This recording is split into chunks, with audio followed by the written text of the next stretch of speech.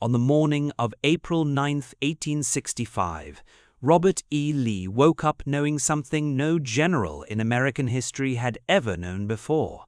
He was about to surrender the greatest army the Confederacy had ever fielded. By that April morning, Lee's mind had been made up for hours, maybe days, maybe weeks. The signs had been there all along, accumulating like snowfall, each one another weight on his shoulders. The desertion rates climbing, the supply trains that never arrived. The enemy forces surrounding him on all sides, outnumbering his own men 3-1. The realization that had been creeping through his entire consciousness, growing louder, more insistent, more unavoidable. He had to stop the war. But here's what makes this moment different from any other military defeat in history. Robert E. Lee didn't just lose a war, he lost an entire civilization, a way of life that had existed for 2 centuries in the American South. Everything he had fought for, everything he had sacrificed for, everything his family had stood for since the Revolution, it was ending in that moment. And the most complex part? He knew, in his heart, that he might have been wrong all along. This is the story of what happened when Robert E. Lee confronted that reality. Not just the military logistics of surrender, but what was happening inside the mind of a man who had spent 4 years believing he was fighting for justice, only to understand in those final days that the cause he served might have been something far darker. To understand what Lee thought when he lost, you have to understand who Lee was before he chose to fight. Robert Edward Lee was born on January 19, 1807, at Stratford Hall, a plantation in Virginia's northern neck. His father was Henry Light Horse Harry Lee, a Revolutionary War hero, a man of reputation and standing in Virginia society. His mother was Anne Hill Carter, from another prominent family. By any standard, Robert E. Lee was born into privilege. His family traced its lineage back to colonial Virginia's founding families. He had access to education, to military training, to social connections that would open doors throughout his life.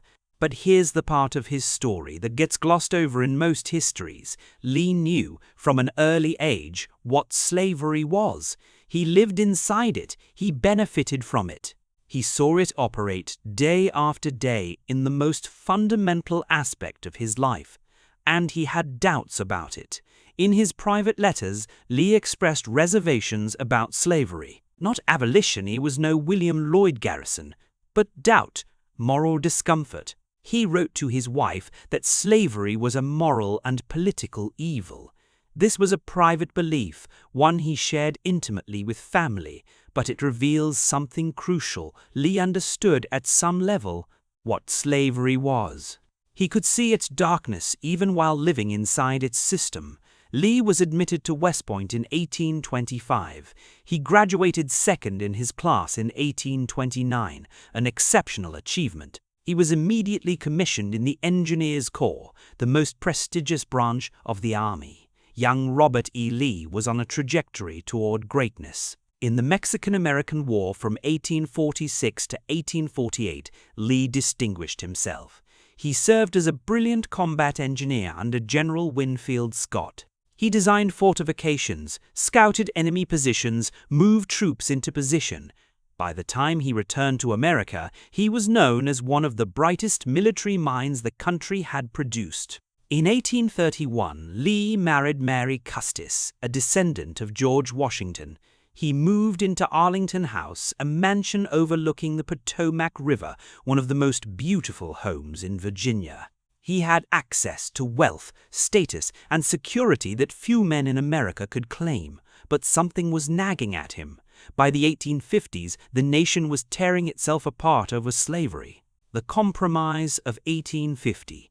The Kansas-Nebraska Act, the caning of Charles Sumner on the Senate floor, the Dred Scott decision. Event after event, the country was choosing the side of slavery and choosing it violently, and Lee watched from Arlington, uncertain. In his private writings, Lee expressed sympathy for slavery abolition as an abstract principle. He believed slavery was morally wrong, but he also believed that the South had the right to maintain it. that the federal government had no authority to intervene in the internal affairs of states. This was the crisis of conscience that would define Lee's entire life. He thought slavery was evil, but he thought the South's right to preserve slavery was sacred. And that contradiction would lead him to make a choice that would haunt him forever. In November 1860, Abraham Lincoln was elected President of the United States. Lincoln had made clear his belief that slavery should not expand into new territories. To the South, this was an existential threat. South Carolina seceded on December 20th. Mississippi, Florida, Alabama, Georgia, Louisiana, and Texas followed. By February 1861, the Confederate States of America was formed. But Virginia had not yet seceded. Virginia was a border state, torn between its southern identity and its economic ties to the North. In April 1861, when Confederate forces fired on Fort Sumter in Charleston Harbor, the question became urgent: what would Virginia do? In Arlington House, Robert E. Lee faced the most consequential decision of his life. He had been offered a position, commander of all Union armies. Abraham Lincoln's government wanted him to lead the North's military response to the rebellion. It was an extraordinary honor. It would have made him the most powerful military figure in America. It would have secured his family's future, his legacy, his place in history. Lee refused it. His reasoning was complicated, and this is where the tragedy of Robert E. Lee becomes clear. Lee didn't refuse because he believed in the Confederate cause. He refused because he couldn't imagine fighting against Virginia. Virginia was his home. Virginia was where his family had lived for generations. Virginia was, in his mind, his true country. In his letters from this period, Lee was in agony.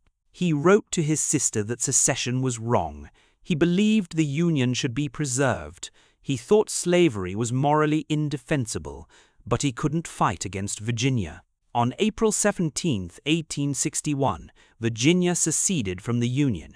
4 days later, on April 21st, Robert E. Lee resigned his commission in the United States Army and accepted a position as commander of Virginia's military forces. He had chosen his state over his country, his state over his conscience. He was promoted to full general in the Confederate Army and given command of the Army of Northern Virginia in June 1862. What followed was a military career of extraordinary brilliance. Lee won battles against superior odds.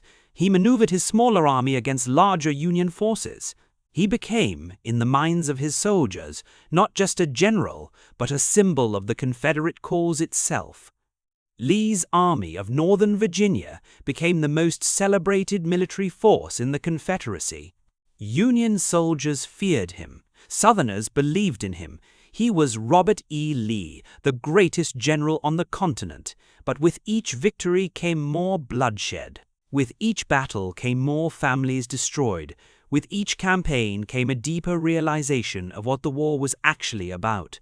The Army of Northern Virginia lost more men than any other force in American history. At Gettysburg in July 1863, Lee lost 28,000 men in 3 days.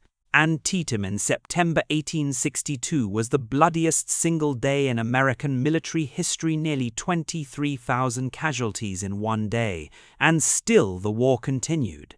Between 1861 and 1865, the Civil War killed 620,000 Americans.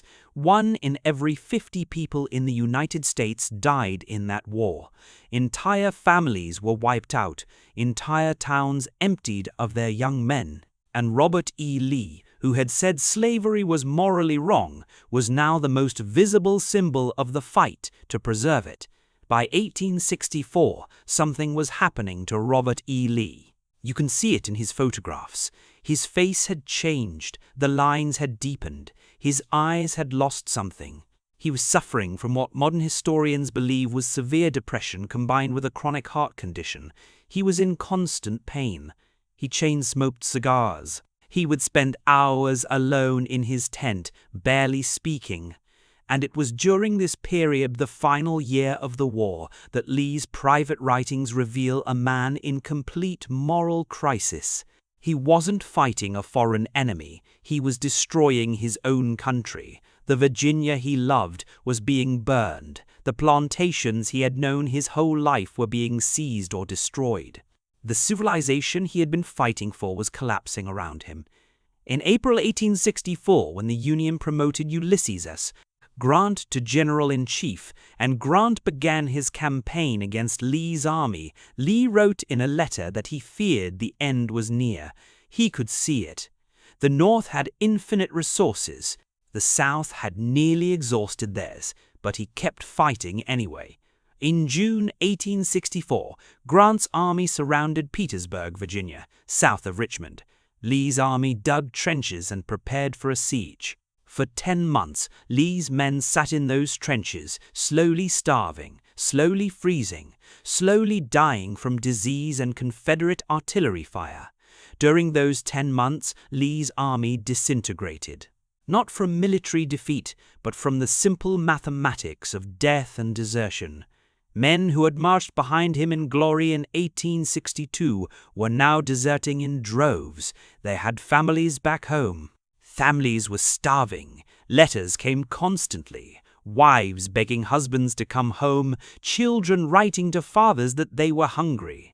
Lee understood. He could see it in the faces of his men. The Confederate government couldn't feed them. The economy had collapsed. The draft was forcing men into service who didn't want to fight. The slave population, which had been the foundation of Southern labor, was fleeing or being liberated by Union armies. Everything was breaking down. In early April 1865, Lee knew the Petersburg line was about to collapse. Grant's army was too large, too well supplied, too relentless. On April 2nd, Lee ordered the evacuation of Petersburg and Richmond. That night, Confederate President Jefferson Davis and the government fled the capital. Richmond, the heart of the Confederacy, was burning. Lee wanted to escape west with his army. He thought if he could link up with General Joseph E. Johnston's remaining forces in North Carolina, they might continue the war in the mountains. It was a desperate hope, but it was hope. What followed over the next week was one of the most tragic retreats in American military history. Lee's army, now reduced to less than 35,000 men, compared to Grant's 113,000, moved west toward Appomattox Station, where supplies were supposed to be waiting. But the supplies never came. Union cavalry under Phil Sheridan reached the station first and burned the supply trains. By April 8th, Lee's army was surrounded. Union forces blocked their path to the west. Union cavalry cut off their escape routes to the north and south. They were trapped, and that's when Lee made his decision. On the night of April 8th, Lee sat in his tent with his subordinates. General John Brown Gordon told him that the Army of Northern Virginia had one more attack left in it. They could try to break through the Union lines. It would cost lives, but it was possible. Lee's response revealed everything about what was happening inside him. Lee said, "I have fought my battles long and hard against these people, and in spite of the most noble efforts and the hardest and most persistent fighting and the gallantry which cannot be exceeded, we have been compelled to acknowledge the superiority of their resources." He paused. Then he said something that would echo through history. "I see no prospect by that means of achieving a separate independence. It is for your Excellency to decide, should you agree with me in opinion, what is proper to be done." Lee was saying, "This is over. We cannot win. To continue fighting would be to sacrifice more lives for a cause that is already lost." On the morning of April 9th, 1865, Lee and Grant made arrangements to meet. Grant's letter to Lee was generous. He was offering favorable terms. The Confederate soldiers could go home. The officers could keep their sidearms. There would be no mass executions. At 1:30 in the afternoon, Lee rode to Appomattox Courthouse in his finest uniform. He had put on his ceremonial dress sword, his best jacket. He was making a statement. "I am surrendering as a general, not as a defeated man." Grant arrived slightly disheveled, covered in dust from the road. The two generals had not seen each other since the Mexican-American War more than 15 years earlier. Grant was surprised by how much Lee had aged. The years of war had transformed him. According to the accounts of officers who were present, the meeting was surprisingly cordial. Grant and Lee spoke about old times. They reminisced about Mexico. For a moment, they were not enemies. They were two American officers who had once served together. Then Grant began to write down the terms of surrender. Lee asked him to write them officially so that he could take them back to his men. Grant wrote, "The officers to give their individual paroles not to take up arms against the government of the United States until properly exchanged, and each company or regimental commander to sign a like parole for the men of their commands." It was remarkably generous. No trials, no executions, no punishment beyond the parole itself. But there's a detail that reveals what Grant really thought about Lee. As Grant was finishing the paperwork, he mentioned that Lee's officers were allowed to keep their horses. Lee's face showed emotion for the first time. Officers could keep their horses, which meant that men who owned their own mounts could take them home. In Virginia, soldiers would need horses to return to their destroyed farms. Grant was giving Lee the tools to help his men rebuild. The surrender took less than 2 hours. By 3 o'clock that afternoon, it was done. 4 years of war, thousands of battles, hundreds of thousands of casualties, ended in a small room at Appomattox Courthouse, Virginia. As Lee walked back to his horse, Grant's officers stood in silence out of respect. Some Union soldiers saw him and wanted to cheer, but Grant stopped them. This was not a moment for celebration. Lee mounted his horse and rode back toward his lines. But the most important moment hadn't happened yet. That night, as word of the surrender spread through the Army of Northern Virginia, men reacted differently. Some wept, some raged. Some sat in silence, unable to process what had just happened. They had been told they were fighting for independence. They had believed they were protecting their homes. They had lost friends, brothers, fathers, and now it was over. The next morning, April 10th, Lee sat in his tent and prepared something unprecedented, a farewell address to his men. He didn't write it himself. Colonel Charles Marshall, his aide-de-camp, did the writing, but Lee edited every word, and the words he chose reveal what was happening in his mind. Marshall later recalled that Lee had gone over the document carefully, considering each phrase. There was a paragraph that Marshall had included that Lee struck out completely. Historians don't know exactly what it said, but Marshall later suggested it was something even more personal, even more raw. What remained was called General Order Number 9, and it reads, "After 4 years of arduous service marked by unsurpassed courage and fortitude, the Army of Northern Virginia has been compelled to yield to overwhelming numbers and resources." Notice the language. Not defeated, not beaten. Compelled to yield. To overwhelming numbers and resources. He was making a choice about the narrative. This wasn't a moral failure. This was mathematics. The North had more men and more supplies.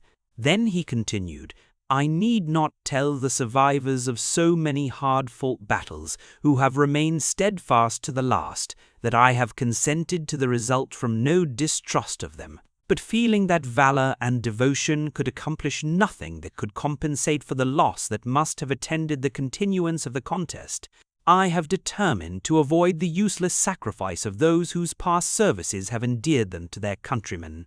This is the key passage. Lee is saying, "I am surrendering to save your lives, not because I doubt your courage, because I cannot justify more death for a cause that is already lost." And then the final lines, "with increasing admiration of your constancy and devotion to your country, and a grateful remembrance of your kind and generous consideration of myself, I bid you an affectionate farewell." When this order was read to the assembled soldiers on April 12th, during the formal surrender ceremony where they laid down their arms, men wept openly. Officers broke down. Soldiers who had marched thousands of miles, who had lost everything, who had believed in Lee with an almost religious fervor, heard these words and understood. Their general had loved them enough to end it. The ceremony took place under the command of Union General Joshua Lawrence Chamberlain, a Union officer who had fought at Gettysburg. Chamberlain understood that this was a moment of transcendence. As the Confederate soldiers came forward to hand over their weapons and flags, Chamberlain ordered his men to salute, Union soldiers saluting Confederate soldiers, enemies offering respect to enemies. Later, Chamberlain wrote that the Confederate soldiers approached with dignity. They carried their flags like sacred objects. Some of them kissed the flags before laying them down, unable to let go. When it was finished, perhaps 28,000 Confederate soldiers had surrendered. Over 26,000 of them took the parole. They would go home. They would rebuild. Lee never said anything else about his role in the war. He never gave interviews about his decision to fight for the Confederacy. He never justified his choice to take up arms against the United States government. After Appomattox, Robert E. Lee faced a decision about his future. He was 58 years old. He was bankrupt. Arlington House, his wife's family home, had been confiscated by the Union during the war and converted into a cemetery. His career as a soldier was over. He had a choice. He could flee the South, go to Mexico or Europe.